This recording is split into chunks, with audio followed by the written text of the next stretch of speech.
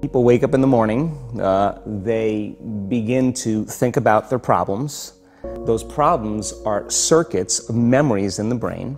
Each one of those memories are connected to people and things at certain times and places. And if the brain is a record of the past, the moment they start their day, they're already thinking in the past. Each one of those memories has an emotion. Emotions are the end product of past experiences.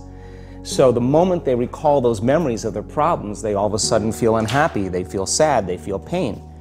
Now, how you think and how you feel creates your state of being. So the person's entire state of being when they start their day is in the past.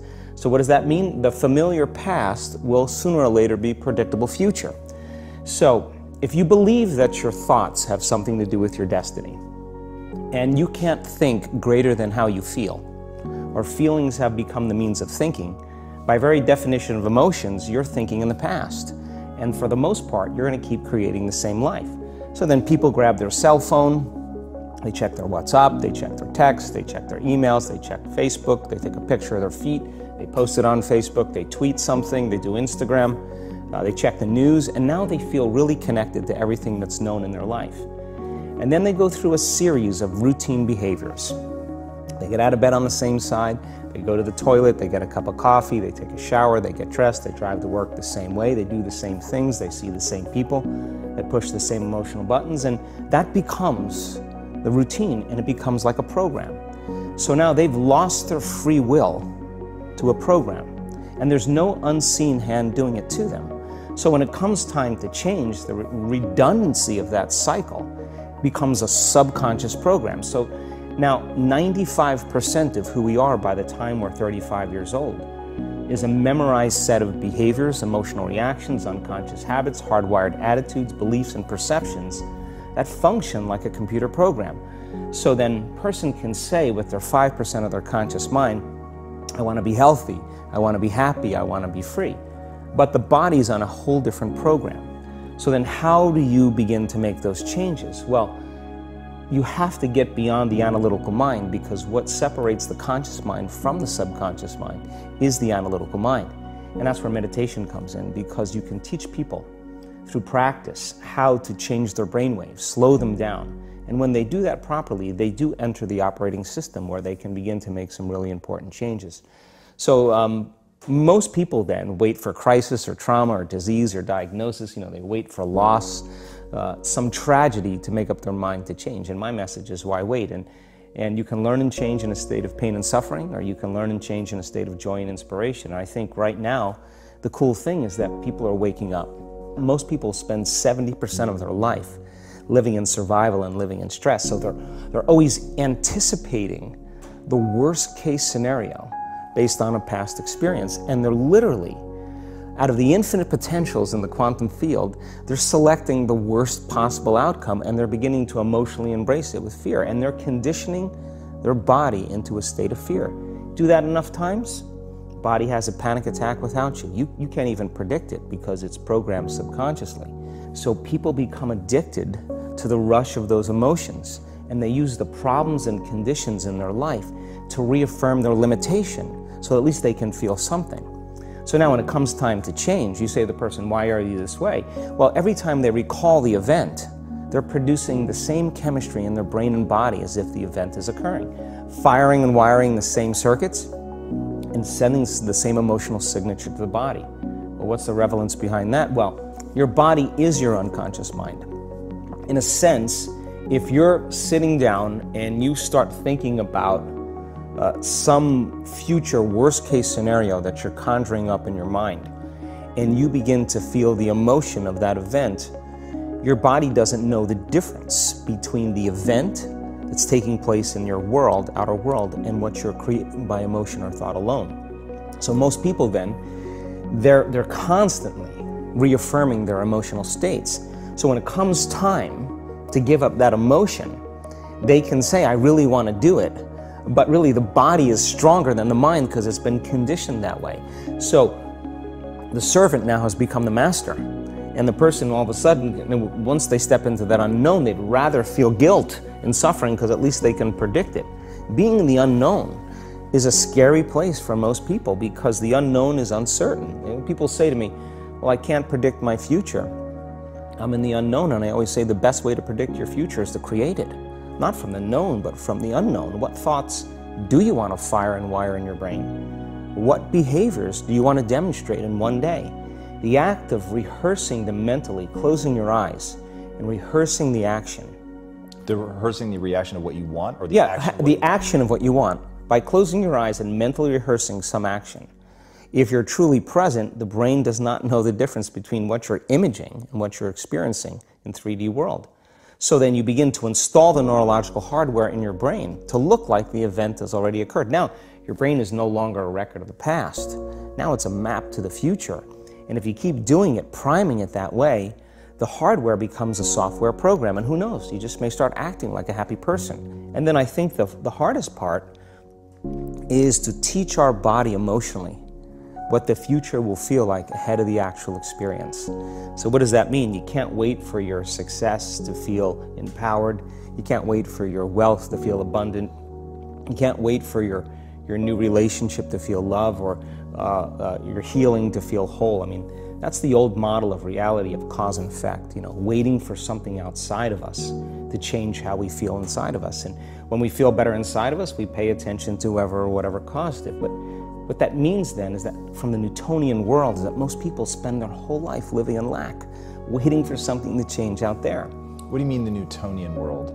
Newtonian world is all about the predictable. It's all about predicting the future. But the quantum model of reality is about causing an effect. The moment you start feeling abundant and worthy, you are generating wealth. The moment you're empowered and feel it, you're beginning to step towards your success. The moment you start feeling whole, your healing begins. And when you love yourself and you love all of life, you'll create an equal. And now you're causing an effect. And I think that's the difference between living as a victim in your world, saying, I am this way because of this person or that thing or this experience. They made me think and feel this way. When you switch that around, you become a creator of your world, and you start saying, my thinking and my feeling is changing an outcome in my life. And now that's a whole different game, and we start believing more that we're creators of reality. And most people, when they have a thought, they just think that that's the truth. And I think one of my greatest realizations in my own journey was, just because you have a thought doesn't necessarily mean it's true. So if you think 60 to 70,000 thoughts in one day, and we do, and 90% of those thoughts are the same thoughts as the day before, and you believe that your thoughts have something to do with your destiny, your life's not going to change very much, because the same thought leads to the same choice leads to the same behavior creates the same experience, and the same experience produces the same emotion. And so then the act of becoming conscious of this process to begin to become more aware of how you think, how you act, and how you feel. It's called metacognition. And so then, why is that important? Because the more conscious you become of those unconscious states of mind and body, the less likely you're going to go unconscious during the day. And that thought is not going to slip by your awareness unchecked, because it means to know thyself. The word meditation means to become familiar with. So as you become familiar with the thoughts, the behaviors, and the emotions of the old self, you're retiring that old self. As you fire and wire new thoughts and condition the body into a new emotional state, if you do that enough times, it'll begin to become familiar to you. So it's so important, just like a garden. If you're planting a garden, you got to get rid of the weeds. You got to take the plants from the past year and you got to pull them out. The rocks that sift to the top that are like our emotional blocks, they have to be removed. The soil has to be tenderized and broken down. We have to make room to plant a new garden. So primarily, we learn the most about ourselves and others when we're uncomfortable. Because the moment you move into that uncomfortable state, normally a program jumps in.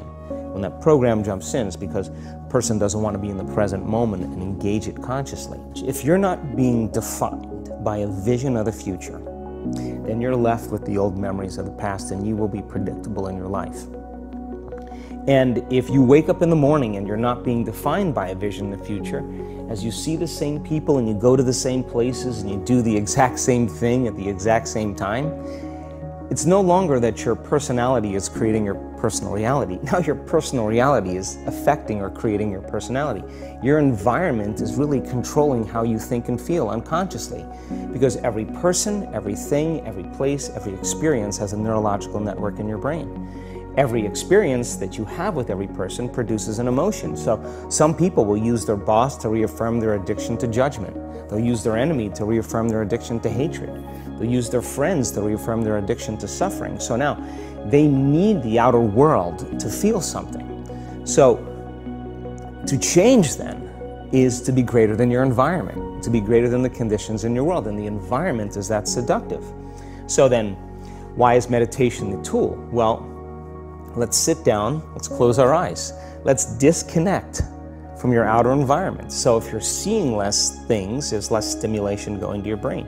If you're playing soft music or you have earplugs in, less sensory information coming to your brain, so you're disconnecting from your environment.